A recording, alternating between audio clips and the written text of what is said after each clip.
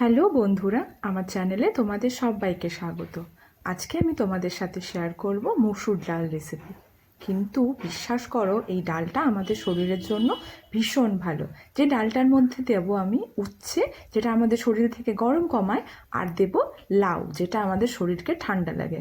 অনেক সময় হয় না যে আমাদের ঠান্ডা গরম লেগে যায়, সেই সময় এই ডালটা অভ্যস্ত ওষুধ।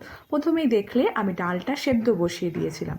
ডালটা যে অর্ধেক সেদ্ধ হলো, তখন আমি কেটে রাখা উচ্ছে আর লাউ ডালের ভেতর দিয়ে ভালো করে সেদ্ধ করে নেব। দেখো, আমি উচ্ছে আর লাউটা ডালের ভেতরে দিয়ে দিয়েছি। এবার একটু লবণ দিয়ে আমি এটা ঢেকে খুব ভালো করে সেদ্ধ হতে দেব।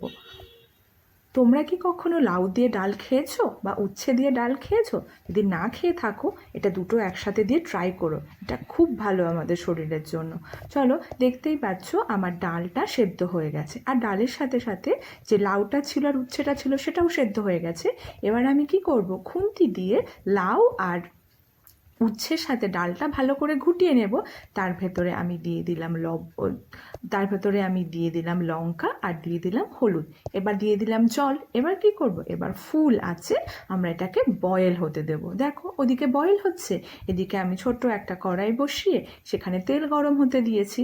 তেল গরম হয়ে গেলে তার ভেতরে আমি দিয়ে দেবো তেজপাতা আর দিয়ে দেবো পাঁচফোড়ন। এবার তেজপাতা আর পাঁচফোড়ন একটুখানি ভেজে নিয়ে এই তেলটা আমরা দিয়ে দেব, মানে এই ফোড়নটা আমরা দিয়ে দেব ডালের ভেতরে। চলো, এবার আমি এই কড়াইয়ের সাথে তুলে নিয়ে ডালের ভেতরে ফোড়নটা দিয়ে দিই। এবার ডালের ভেতরে ফোড়নটা দিয়ে দিলে কি হবে, এটা ডালটার ফোড়ন হয়ে গেল, ডালের কালারটাও চেঞ্জ হয়ে যাবে।